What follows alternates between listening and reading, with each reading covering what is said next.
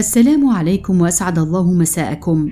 اهتزت ولاية الأغواط في الساعات الأخيرة على وقع خبر صادم وفاجعة أليمة بعدما أقدم شاب بغرس آلة حادة في رقبة شقيقته. وقبل الخوض في التفاصيل فضلا وليس أمرا ادعمونا باللايك للفيديو والاشتراك في القناة ليصلكم كل ما هو جديد. قالت العديد من الصفحات الناشطة على الفيسبوك وكذا وسائل إعلامية محلية إن شابا قام بطعن شقيقته بخنجر بينما كانت في بث مباشر على منصة الإنستغرام. وقالت ذات المصادر إن الضحية تدعى بسان وهي في 40 من عمرها تقيم في حي 800 مسكن بمدينة الأغواط. وقد كانت بسان رفقة ابنتها ساعة وقوع الجريمة، حيث وهي في حالة هستيريا راحت تصور والدتها وهي تصارع الموت وسط صدمة متابعيها. وأظهرت المشاهد الضحية وهي ملقاة على الأرض مدرجة بدمائها وخنجر مغروس في رقبتها